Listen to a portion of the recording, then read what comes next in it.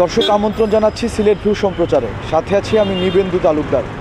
প্রকৃতিকন্যা সিলেট বরাবরই পর্যটক আকর্ষণের কেন্দ্রবিন্দু। দেশের বিভিন্ন প্রান্ত থেকে মানুষ ছুটে আসেন সিলেটের সৌন্দর্য উপভোগ করতে। আর সিলেটের শ্রীমঙ্গলে ঘুরতে এসে একটি রিসোর্টে একজন পর্যটক নির্মমভাবে খুন হয়েছেন। শফিকুল ইসলাম নামের ওই পর্যটক সিলেটের শ্রীমঙ্গলে ঘুরতে আসেন, আর শ্রীমঙ্গলের লেমন গার্ডেন রিসোর্ট থেকে উদ্ধার করা হয় তার মরদেহ। এটা কি হত্যাকাণ্ড নাকি কিভাবে তার মৃত্যু হলো তা অজানা রয়ে গেছে এখনও। তবে এ ঘটনায় জনমনে ব্যাপক প্রশ্ন দেখা দিয়েছে। তবে পুলিশ ধারণা করছে ব্যবসায়িক লেনদেন বা নিজেদের মধ্যে ভুল বোঝাবুঝির কারণে ঘটনাটি ঘটতে পারে। পলাতক আসামিরা ধরা পড়লে প্রকৃত সত্য জানা যাবে, এমনটাই মনে করছেন পুলিশ কর্মকর্তারা। এদিকে আজ সোমবার সকালে নিহত শফিকুল ইসলামের স্ত্রী মুন্নি বেগম বাদী হয়ে পলাতক আসামিদের বিরুদ্ধে শ্রীমঙ্গল থানায় একটি হত্যা মামলা দায়ের করেছেন। একটি সূত্র জানায় কক্ষে 5 জন থাকলেও 2 জনের নাম এন্ট্রি করা হয় ওই মামলায়, কারণ রাব্বি শ্রীমঙ্গলের অন্য একটি নামি দামি রিসোর্টে চাকরি করার সুবাদে পূর্ব পরিচিত ছিল। ফলে বাকি 2 জনের নাম পরিচয় রিসোর্ট কর্তৃপক্ষ বা পুলিশ জানাতে পারেনি।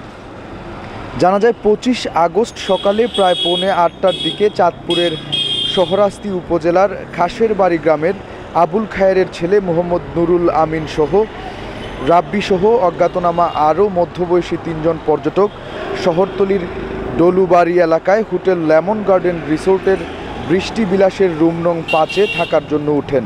পরবর্তীতে রবিবার দুপুর 12:30টার দিকে হোটেলের স্টাফ শহীদুল ইসলাম সংশ্লিষ্ট রুমে চেকিংয়ের জন্য গেলে ওই রুম তালাবদ্ধ অবস্থায় দেখতে পান। এতে তার সন্দেহ হলে ডাকাডাকির এক পর্যায়ে কোনো সাড়া শব্দ না পেয়ে হোটেল কর্তৃপক্ষকে জানালে হোটেল কর্তৃপক্ষ ঘটনাটি শ্রীমঙ্গল থানা পুলিশকে জানায়। খবর পেয়ে শ্রীমঙ্গল থানার ভারপ্রাপ্ত কর্মকর্তা জাহাঙ্গীর হোসেন সর্দার ফোর্স সহ ঘটনাস্থলে পৌঁছান। এদিকে সন্ধ্যা 7:30টার দিকে মৌলভীবাজারের পুলিশ সুপার মোহাম্মদ মঞ্জুর রহমান সহ জেলা পুলিশের ঊর্ধ্বতন কর্মকর্তাগণ ঘটনাস্থলে যান। পুলিশের একটি সূত্রের ধারণা নুরুল আমিন রাব্বি তার সঙ্গীয় অজ্ঞাতনামা 2 জন সহ 26 আগস্ট রাত আনুমানিক 8:30 থেকে পরদিন ভোর 5টার মধ্যে যে কোনো এক সময় ওই অজ্ঞাতনামা ব্যক্তিকে কাঠের বড় টুকরো দিয়ে মাথায় একাধিক আঘাত করে হত্যাকাণ্ডটি ঘটায়। এ বিষয়ে শ্রীমঙ্গল থানার ভারপ্রাপ্ত কর্মকর্তা জাহাঙ্গীর হোসেন সর্দার মামলা দায়েরের বিষয়টি নিশ্চিত করে সিলেট ভিউকে জানান, সুরত হাল রিসোর্টের পর লাশ ময়নাতদন্তের জন্য মৌলভীবাজার সদর হাসপাতাল মর্গে পাঠানো হয়েছে। বাকি আসামিদের গ্রেপ্তার না করা পর্যন্ত প্রকৃত ঘটনা কি তা নিশ্চিত করে বলা যাবে না।